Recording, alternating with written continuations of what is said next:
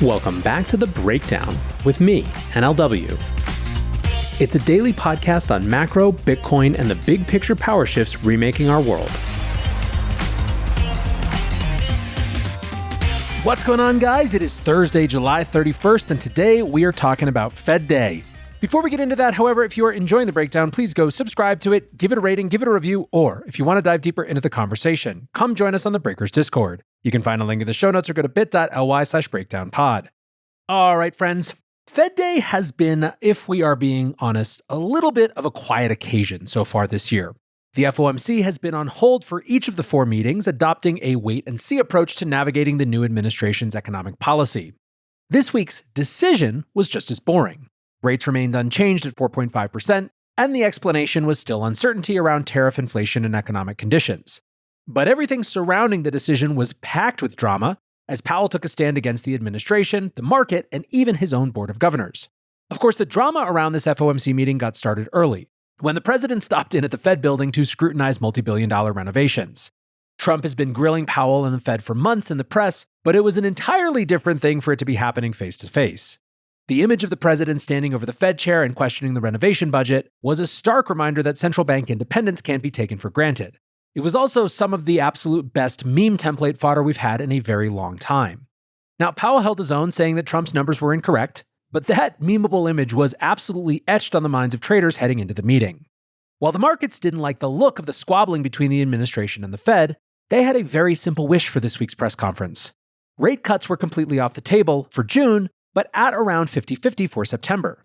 Many analysts and traders were looking to Powell to ratify that cuts were on the table for September, but he refused to do so. It wasn't even so much about wanting rate cuts to juice stock markets. They were looking for an assurance that the Fed is paying attention to the signs of weakness that seem to be lurking beneath the headline economic data. Powell gave those folks absolutely nothing. This was the first of Powell's wait-and-see press conferences that was interpreted as hawkish, with the two-year Treasury rate climbing as he spoke. The first question asked directly if a cut in September was now off the table. Powell responded, "It seems to me and to almost the whole committee that the economy is not performing as though restrictive policy is holding it back inappropriately. Modestly restrictive policy seems appropriate."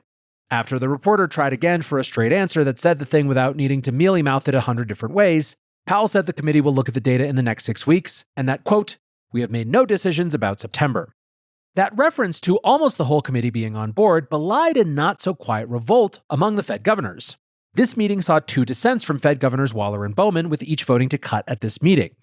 Powell has been famously attempting to avoid dissents as he guided the Fed through the difficult decisions of the last few years. The last FOMC meeting with more than one dissent was in September of 2020. Two regional Fed presidents quibbled over language surrounding the newly announced strategy of average inflation targeting. And to put some context around this, a pair of Fed governors haven't gone against the opinion of the Fed chair since 1993. That meeting was Alan Greenspan's call to keep rates steady despite rising growth. He believed inflation would not follow due to a productivity boom. That view was ultimately vindicated, and Greenspan's decision not to preemptively fight inflation helped the US economy boom in the mid-90s. That meeting shifted governor dissents from being a common thing to extremely rare. Greenspan only saw a handful of dissents over the next decade while he remained chairman, and Bernanke and Yellen saw zero dissents from Fed governors as the committee formed a united front to deal with the financial crisis and its long shadow. This is only the second meeting where Powell has seen a governor dissent, with Bowman disagreeing that a double cut was necessary last September.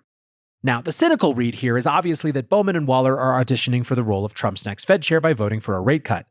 Both Republican governors flagged this preference in public statements earlier in the month, but it's a big difference to actually cast the dissenting vote.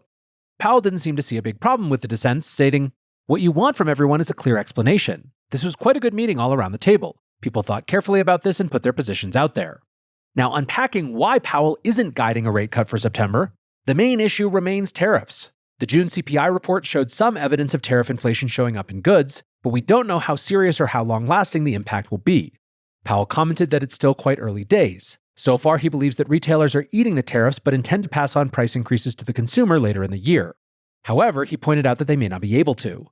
His big point was that it's too early to tell and could take several months for the Fed to be confident that tariff inflation is transitory. When asked why the Fed is reticent to look through goods inflation and get to a rate cut, Powell fired back, "You could argue we are looking through goods inflation by not raising rates." On the labor market, Powell's view was that there are no signs of a weakening labor market in the data.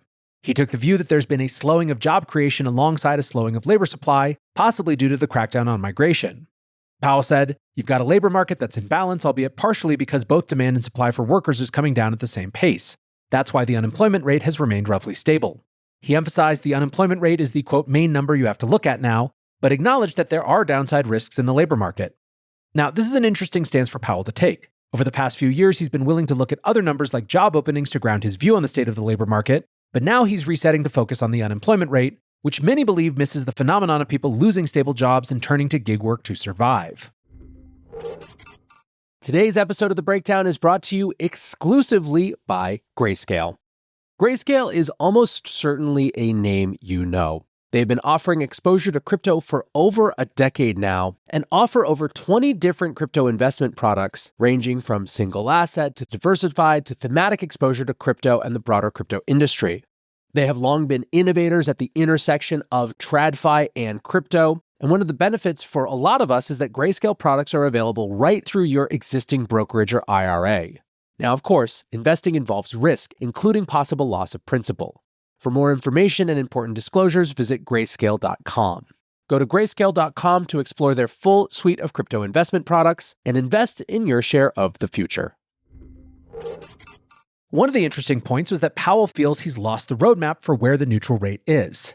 The neutral rate, or R*, is the concept of a Fed funds rate that is neither supportive or restrictive on the economy. Powell's belief is that rates are slightly restrictive at the moment, but he acknowledged, quote, "I don't think we have a preset course. We understand that no one actually knows what the neutral rate is. We know it by its works." So while the Fed is still in wait-and-see mode, the balance of risks seem to have shifted to the hawkish side. The labor market has some downside risks, but they haven't materialized. Meanwhile, inflation is ticking up and the Fed is evaluating whether they need to fight it or not. By punting on this opportunity to give forward guidance for September, Powell is giving the signal that nothing is set in stone this year. This wasn't about waiting another meeting to confirm the rate cuts are appropriate. It's about waiting to figure out what the next move should actually be. It would be going too far to say that rate hikes are back on the table based on this press conference, but Powell introduced a lot of hawkish uncertainty. It's now entirely unclear that we'll get any rate cuts at all this year. Believe it or not, Jim Cramer actually had a pretty good read on the situation, telling his audience, "In short, the backdrop's just too darn mixed for the Fed to take action. That's also why Powell pretty much punted on that forecast, because who knows what the heck the future's going to like. Certainly not the Federal Reserve, which is why they're so reluctant to make a move until they know more." Former Fed Governor Richard Clarida said that data continuing in the same pattern, quote, "could make it very tough if it's not bad enough to make it a slam dunk to cut and it's not good enough to declare victory. As a result, it's more plausible than some folks think that Jay could just sit on his hands." Now, checking in on the administration's open conflict with the Fed, National Economic Council Director Kevin Hassett told CNBC, "We at the White House 100% respect their independence, but we also like to respect their analysis." Now, respect is perhaps not the word I'd use for the White House's view of Fed independence, but it's notable that Hassett was a little restrained given he's also auditioning for Powell's seat. He added, "We expect that the Fed will catch up to the data soon. That's going to be a really big positive story."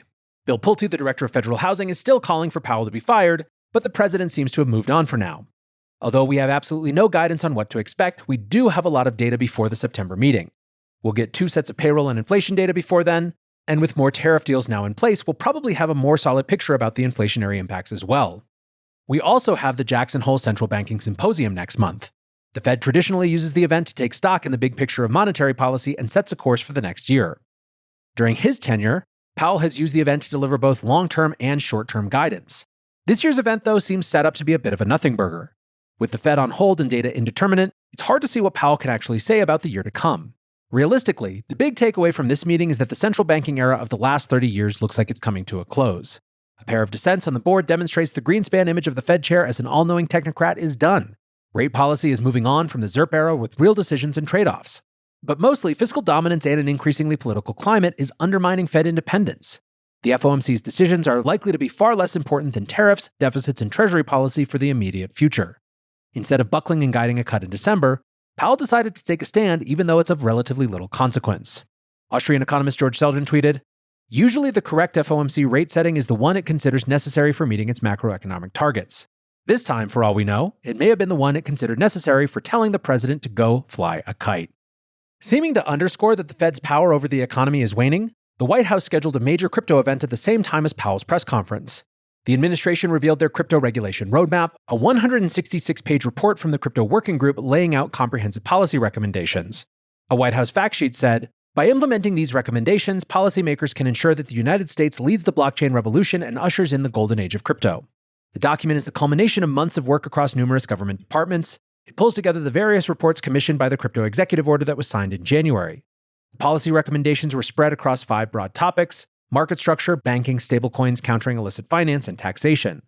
The market structure section was nothing new, but it reinforced support for the proposed legislation and clear regulations under existing powers. In the banking section, the report stated, banking regulators should never again pursue the Biden administration's policies of Operation Choke Point 2.0 and should instead embrace the opportunities digital assets and blockchain technologies offer to banks nationwide. The stablecoin section was largely about getting the framework that was laid out in the Genius Act up and running as fast as possible. It also painted clear opposition to CBDCs. The section on countering illicit finance was interesting in that it called for major reforms to the Bank Secrecy Act. The concept is a new category of crypto-native institutions that are subject to anti-money laundering compliance. That would include figuring out which parts of the DeFi ecosystem should have KYC AML obligations and how those requirements should operate. Coin Center Director Peter Van Valkenburg wrote that this was, quote, not bad policy per se, but it could open the door for bad policymaking and privacy intrusions if we're not careful in how these new categories are defined. He argued that simply codifying the 2019 FinCEN guidance would be preferable, marking non-custodial services as clearly outside of scope. Zooming out, the major point is that for the first time, we have a comprehensive and positive policy document from the US government. And while that's unambiguously positive, many focused on what wasn't there. The report featured no discussion of the strategic Bitcoin reserve. When White House crypto advisor Bo Hines was questioned about it, he said, this actually requires some labor to get this set up properly. You have to build the infrastructure, you have to make sure that you're crossing your T's and dotting your I's to get this done the right way and have long-term success with it. He said the government would continue working towards it and that, quote, people will be very pleased with the direction we go in. When asked how much Bitcoin the government owns right now, he dodged the question. Honestly, there's a low-key freakout on CT over the lack of an announcement, but the more sober and obvious take was represented by Dan Tapiero of 50T, who wrote, mind-boggling. No one in the space could have anticipated this even 2 years ago. Really time to rock for the digital asset ecosystem. If you aren't involved, you're falling behind. The sky is the limit. Interesting stuff. We will definitely explore more of that on the Friday 5 tomorrow with Scott Melker. For now, that is going to do it for today's breakdown. Appreciate you listening as always, and until next time, be safe and take care of each other. Peace.